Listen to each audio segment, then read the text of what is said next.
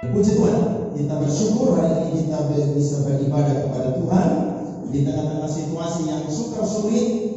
Orang tidak bisa beribadah. Tahun ini merupakan tahun yang sangat menyedihkan menurut saya, karena orang Kristen di mana-mana tidak bisa dengan bebas merayakan Jumat Agung. Tapi kita bisa beribadah hari ini di tempat ini, itu semua karena kemurahan Tuhan. Bukan kitab Ibrani pasalnya yang ke-12. Ibrani pasalnya yang ke-12, ayat yang pertama sampai ayatnya yang ke-10. Ibrani pasal yang ke-12, ayatnya yang pertama sampai ayatnya yang ke-10. Kalau sudah dapat, saya akan baca buat saudara dan saudara bisa perhatikan. Yang di rumah bisa ambil Alkitab dan juga bisa mengikuti pembacaan dan firman Tuhan pada pagi hari ini. Nasihat supaya bertekun dalam iman. Pada pagi hari ini saya kasih judul firman Tuhan, yakni salib menghasilkan ketekunan iman. Karena kita mempunyai banyak saksi bagaikan awan yang mengelilingi kita, mari kita menanggalkan semua beban dan dosa yang begitu merintangi kita, dan berlomba dengan tekun dalam perlombaan yang diwajibkan bagi kita.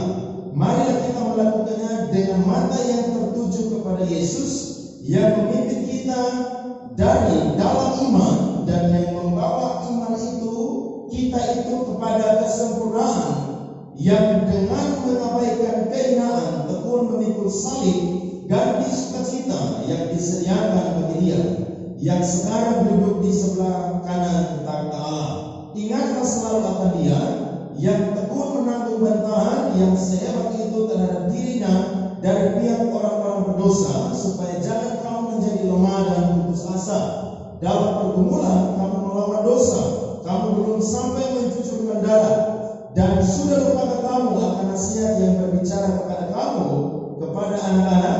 Hai anakku, janganlah anggap enteng didikan Tuhan, dan janganlah putus asa apabila engkau diperingatkannya, karena Tuhan mengajar orang yang dikasihinya, dan Ia menyesal orang yang diakuinya sebagai anak. Jika kamu harus menanggung ganjaran, Allah memperlakukan kamu seperti anak, di manakah terdapat anak yang tidak diajar oleh ayahnya. Tetapi jikalau kamu bebas dari ganjaran yang harus diderita setiap orang, maka kamu bukanlah anak-anak tetapi anak-anak gampang. Selanjutnya, dari ayat kita yang sebenarnya, kita beroleh ganjaran, dan mereka kita hormati. Kalau demikian, bukankah kita harus lebih taat kepada Bapa sebelah roh, supaya kita boleh hidup? Sebab mereka mendidik kita dalam waktu yang pendek sesuai dengan apa yang mereka anggap baik, tetapi Dia mengajar kita untuk kebaikan kita, supaya kita beroleh bagian dalam kekudusannya. Amin buat firman Tuhan. Bersyukur saudara bahwa hari ini kita merayakan kembali peristiwa Jumat Agung.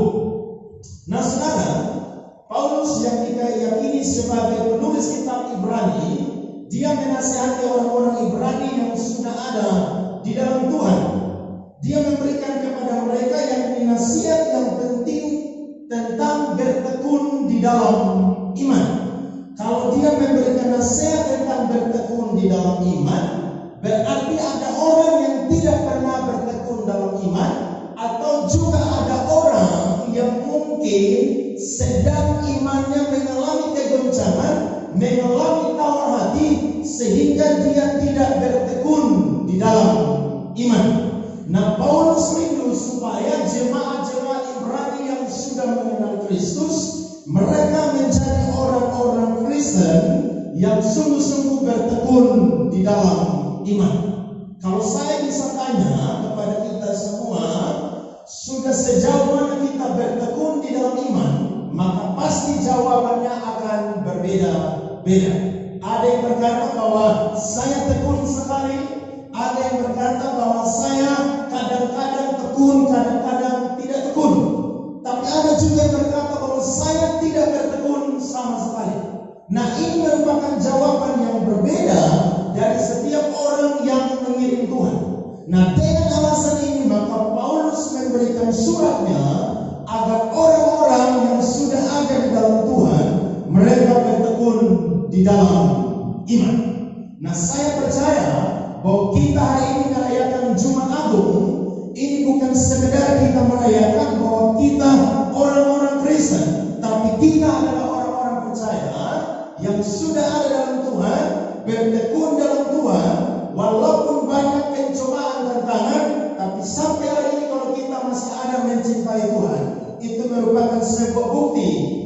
kita menjalani kehidupan Kristen kita dengan bertekun kepada Tuhan. Nah, Paulus memberikan saudara contoh bahwa di dalam kehidupan orang-orang percaya sebelum mereka ada di zaman perjanjian baru, ada orang-orang atau tokoh-tokoh iman yang sudah ada di perjanjian lama. Yang pertama itu namanya adalah Habel. Ketika Habel hidup, maka dia menghadapi orang yang tidak beriman kepada Tuhan, yakni saudaranya sendiri yang bernama Kain.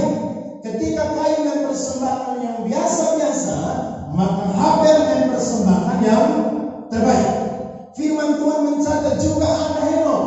Henok tidak punya prestasi yang luar biasa, tapi firman Tuhan mencatat bahwa Henok adalah orang yang bergaul karib dengan Tuhan, sehingga dia diangkat hidup-hidup oleh Allah. Padahal dia hidup di tengah-tengah orang-orang yang hidupnya kacau, hancur pada waktu itu. Siapa lagi?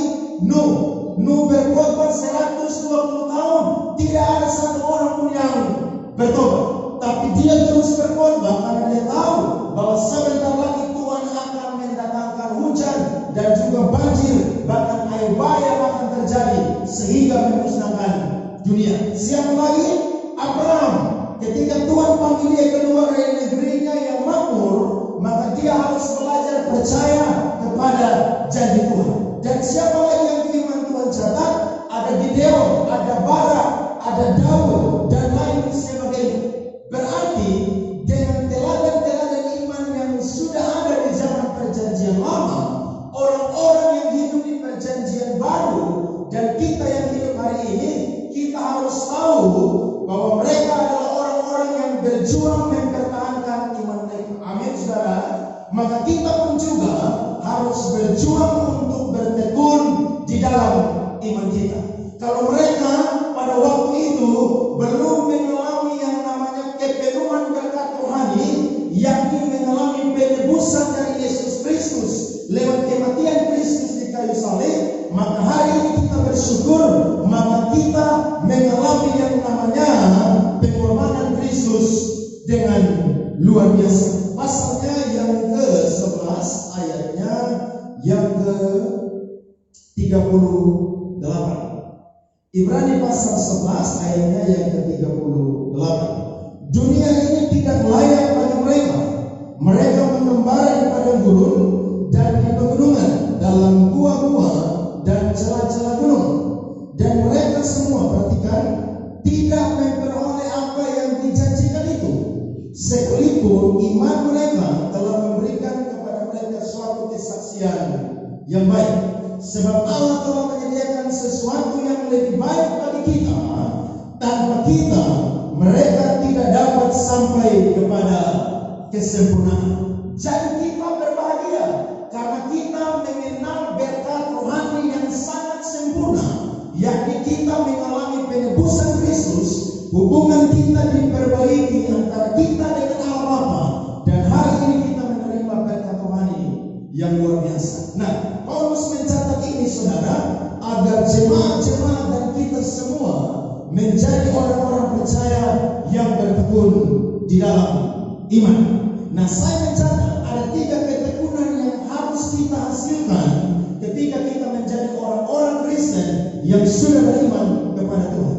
Yang pertama, ayat yang pertama sampai yang kedua berkata, marilah kita menanggalkan semua beban dan dosa yang begitu meliputi kita, dan berlomba dengan tekun dalam perlombaan yang diwajibkan bagi kita. Ayat 2, marilah kita melakukannya dengan mata yang tertuju kepada Yesus, yang memimpin kita dalam iman, dan yang membawa iman kita itu kepada kesempurnaan, yang dengan mengabaikan kehinaan tekun mengikut salib ganti sukacita yang disediakan bagi Dia yang sekarang duduk di sebelah kanan tahta Allah.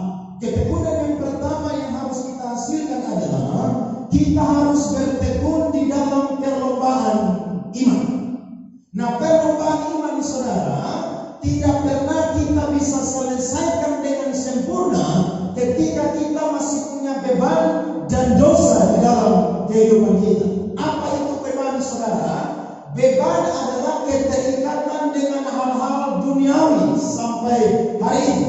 Ketika kita mengiring Tuhan, ada hal-hal duniawi yang mengikat kita. Contohnya, ketika mengiring Tuhan, tapi pikirannya masih lebih fokus kepada mamon atau kepada uang.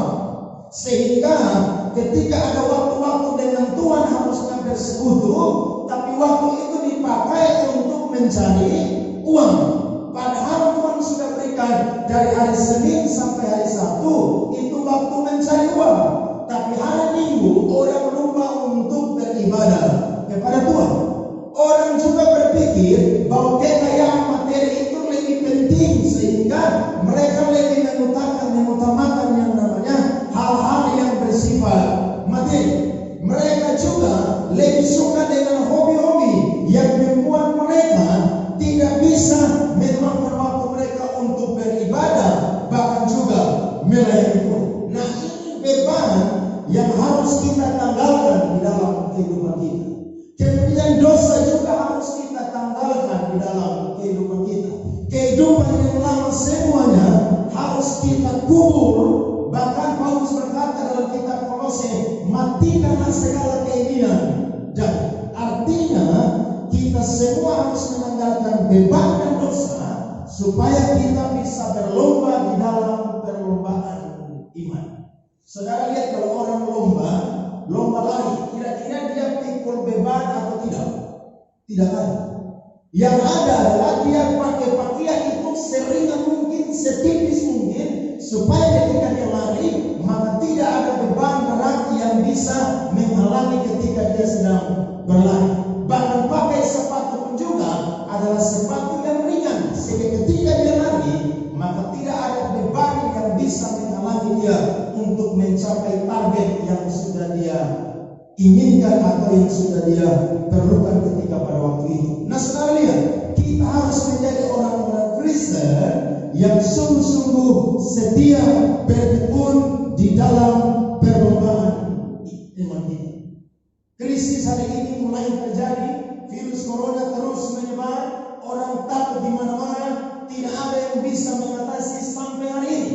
Bahkan vaksin daripada virus ini pun juga belum ada yang bisa menemukannya secara paten, dan membuat dunia hari-hari ini mengalami, kekristenan pun juga mengalami. Saya pikir kalau orang tidak mengasihi Tuhan, maka di tengah-tengah situasi yang hari-hari ini tidak bisa leluasa untuk beribadah, maka orang hanya stay di rumah saja, makan, minum, nonton. Saya yakin kalau dia tidak ingat kepada Tuhan, maka jam-jam ibadah dia dengan Tuhan pasti dia akan berbalik. Karena buat dia cuma di rumah, tidak bisa kemana-mana. Kita semua yang di rumah saja pasti bosan. Saya sendiri saja kalau sudah 2 hari tidak keluar rumah, rasanya stres, depresi. Kenapa? Karena biasa keluar. Saya ambil motor, akhirnya jalan-jalan sedikit, mungkin ke Tenau atau ke Kupang, cari suasana. Kenapa? Karena stres. Nah, ini keadaan saudara yang membuat kita sebagai orang percaya, kita sedih tidak bisa beribadah kepada Tuhan. Tapi kalau orang yang tidak suka beribadah, dengan keadaan yang hari-hari ini, mereka tambah senang tidak ibadah. Saya ketemu satu orang, dia bilang, puji Tuhan, kita tidak gereja. Kenapa saudara? Karena dia senang tidak gereja. Jadi ketika virus corona menyebar, maka itu menjadi alasan buat dia untuk tidak bergereja. Saya harap kita semua di rumah kita masing-masing melangsungkan ibadah kita masing-masing. Amin, saudara. Nah, kemudian saudara, firman Tuhan berkata, melakukannya dengan mata yang tertuju kepada Kristus. Artinya, orang yang berlomba di dalam perlombaan iman, dia fokus kepada Kristus. Apapun yang sedang terjadi di sekelilingnya, dia tetap fokus kepada Kristus. Hal apapun tidak bisa mengganggu dia untuk dia kehilangan fokus kepada Kristus. Mau tantangan, mau kesusahan, mau pergumulan sekalipun juga, dia tetap fokus kepada Kristus. Dengan apa saudara? Mata yang tertuju kepada Kristus. Tokoh-tokoh iman dalam perjanjian lama kalau mereka tidak mengarahkan mereka fokus kepada Allah, maka pasti mereka meninggalkan iman mereka. Contohnya adalah Abraham. Kalau dia tidak fokus kepada janji Tuhan kepada Allah, maka pasti dia sudah yang namanya kecewa menantikan janji Tuhan. Tapi kalau dia fokus kepada janji Allah, maka 25 tahun sekalipun waktu yang panjang, tapi dia tetap fokus kepada Allah. Karena dia tahu bahwa kalau Allah berjanji, maka Allah pasti akan menggenapi di dalam kehidupannya. Kita semua juga hari ini harus mengarahkan mata kita fokus kepada Tuhan. Apapun pergumulan, apapun hal-hal yang membuat kita hari-hari ini mengalami yang tidak baik, tapi ingatlah baik-baik, kita harus fokuskan mata kita kepada Tuhan. Meskipun kita susah, menderita dalam dunia, saya mau iri Yesus sampai selama-lamanya. Yang kedua, saudara, yang menjadi 3 ketekunan yang perlu kita hasilkan dalam kehidupan kita. Yang kedua adalah kita harus rela menderita seperti Kristus menderita. Saudara lihat ayat yang ketiga sampai ayatnya yang keempat. Firman Tuhan berkata, ingatlah selalu akan Dia yang tekun menanggung bantahan yang sehebat itu terhadap dirinya dari pihak orang-orang berdosa, supaya jangan kamu menjadi lemah dan putus asa. Dalam pergumulan kamu melawan dosa, kamu belum sampai mencucurkan darah. Yang kedua, ketekunan yang harus kita lakukan, saudara, yakni kita harus rela menderita seperti Kristus menderita. Saudara ingat ketika Yesus sedang dibawa di pengadilan mahkamah agama, maka dia di situ dihina, dia diolok, bahkan dia diludahi. Bahkan ketika dia berhadapan di depan Pilatus, saudara, dia dipukul, dia ditonjok, dia dihina. Semua hal yang menjadi buruk, saudara, itu dialami oleh Yesus di dalam kehidupan dia. Nah, ketika kita lemah, saudara, kita jangan pernah melupakan apa yang sudah Yesus pernah lakukan bagi kita.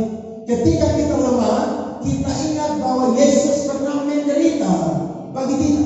Ketika kita punya iman lemah, saudara, kita tidak mau lagi bertekun dalam iman, maka kita harus ingat bahwa Yesus pernah ditonjok, Yesus pernah diludahi, bahkan Dia mati di kayu salib karena kita.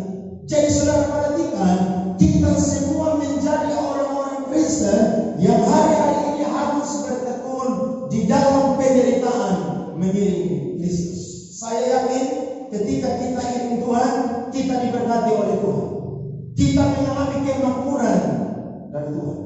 Tapi ketika kita iring Tuhan juga, jangan lupa bahwa ada penderitaan-penderitaan yang harus kita lewati dalam kehidupan kita. Karena kita iring Tuhan, pasti ada susah, pasti ada senang, pasti ada duka cita, pasti ada sukacita. Tapi saya yakin ketika kita mengingat pengorbanan Kristus, maka kita pasti akan rela menderita bagi Kristus. Kita perlu berdoa supaya kita tidak masuk di satu masa yang namanya masa antikris memerintah 7 tahun. Kalau kita masuk di masa itu, saudara, orang tidak dapat membeli, tidak dapat menjual dengan angka 666. Ketika kita masuk dalam keadaan itu, saudara, pasti kita akan menderita.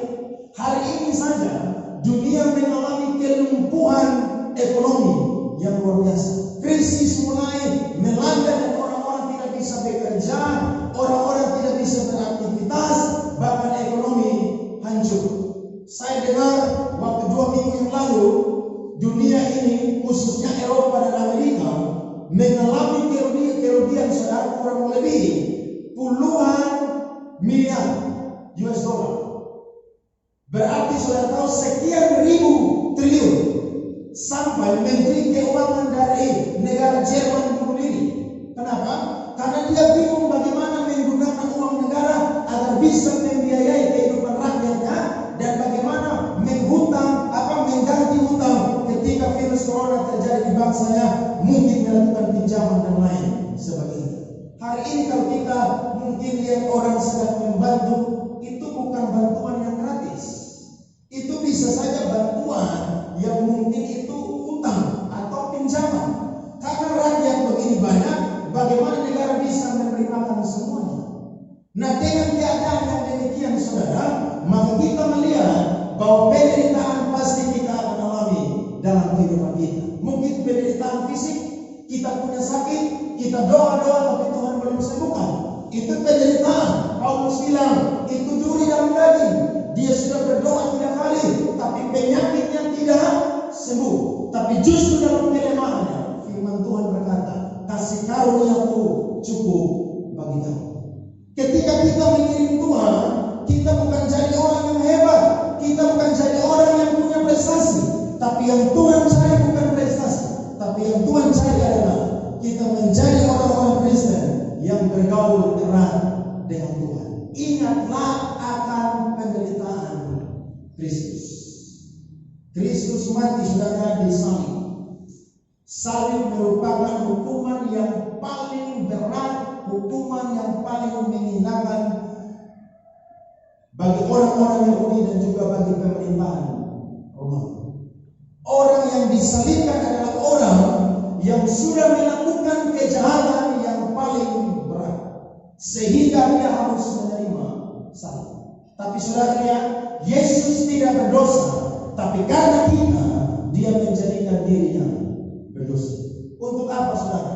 Untuk menebus kita yang harusnya binasa di alam maut, tapi karena dia mengorbankan nyawanya bagi kita, maka hari ini kita bisa memanggil dia ya Aba, ya Aba.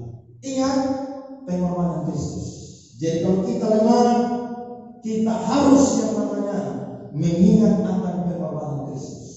Kristus bayar kita bukan dengan emas, perak dan permata, tapi dengan darah yang mahal, yang tidak bisa digantikan dengan apapun juga. Jadi kalau hari ini kita iring Tuhan, mari kita iring Tuhan dengan sungguh-sungguh, percaya bahwa Tuhan adalah Allah yang sudah menyelamatkan kita.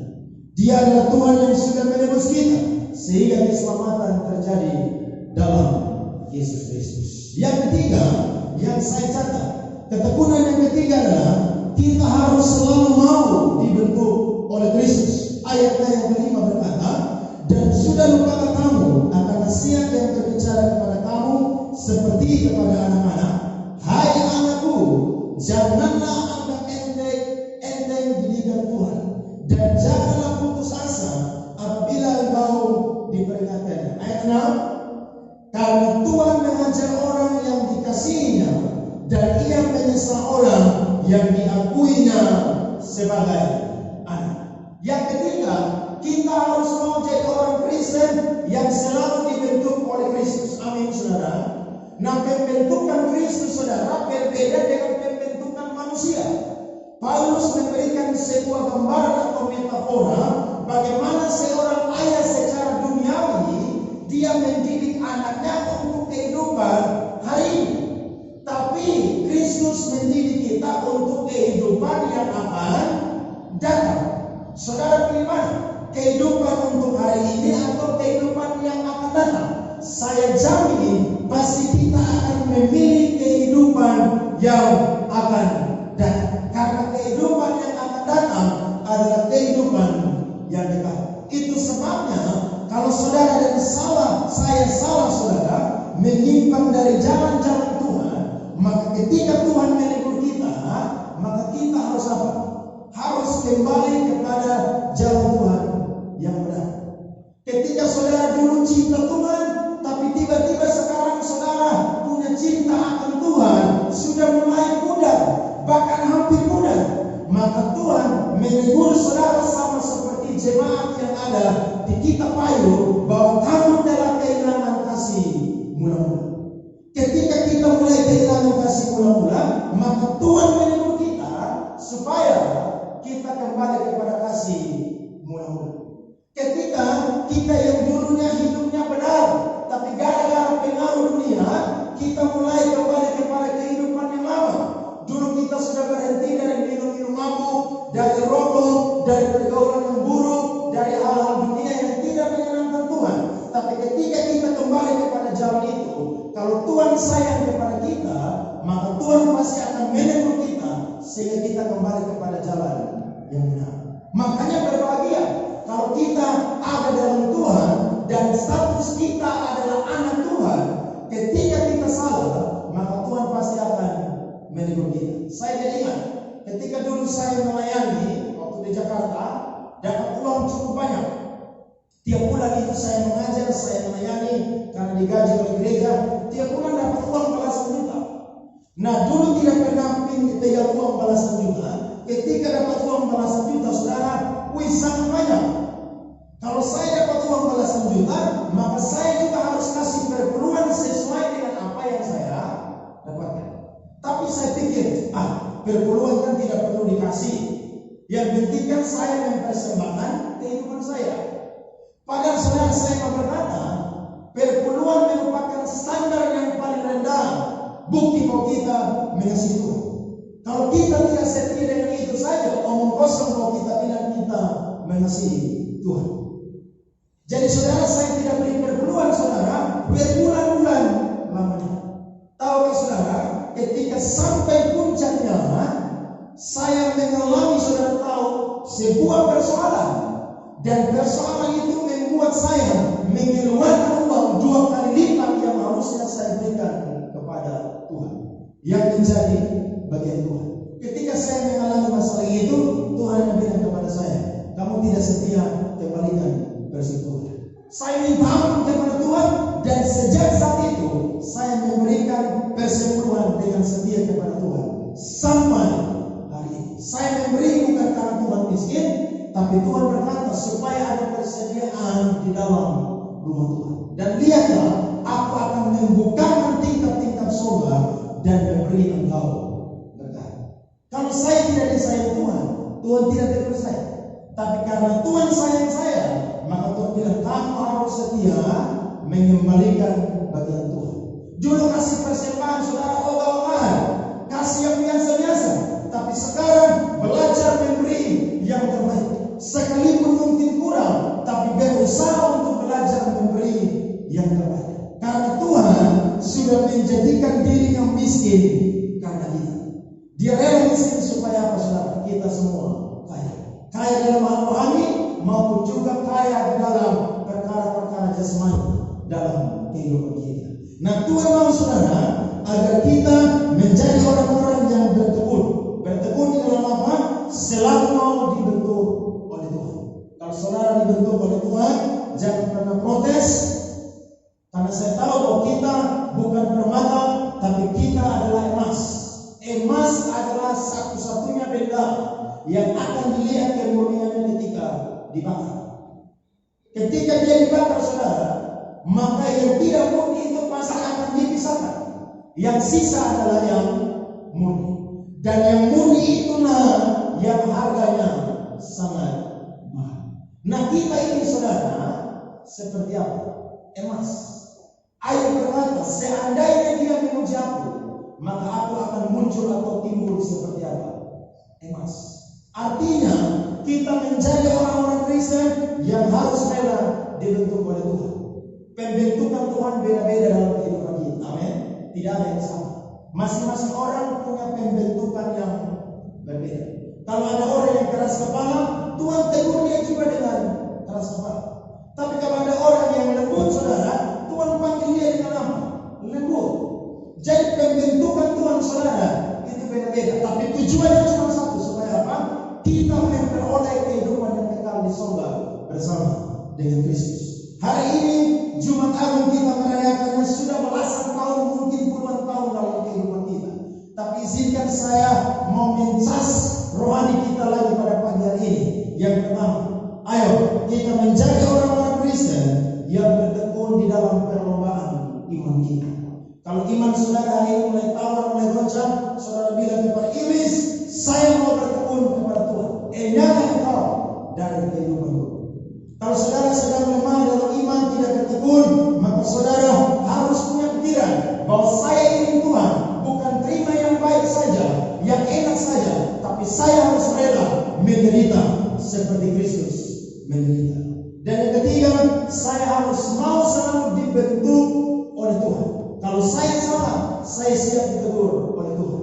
Mungkin Tuhan tidak langsung berbicara dalam firman, tapi ada hamba-hamba Tuhan yang kenal dengan kita. Ketika dia lihat hidup kita mulai jauh dari Tuhan, dia bilang, ayo datang kembali mendekat kepada Tuhan. Ada orang-orang tua rohani, ada kakak-kakak rohani yang kita kenal pakai untuk menegur kita. Itu sebabnya jadilah anak-anak Tuhan yang mau selalu dibentuk oleh Kristus. Amin saudara. Lewat Jumat Agung ini, mari kita memperingatinya, bukan sekedar memperingatinya. Kalau tahun-tahun sebelumnya di kota kita, di Kupang, orang merayakannya dengan pesta, ya kan, ibadah di Padang, merayakannya dengan apa? Pawai. Tapi hari ini tidak ada lagi.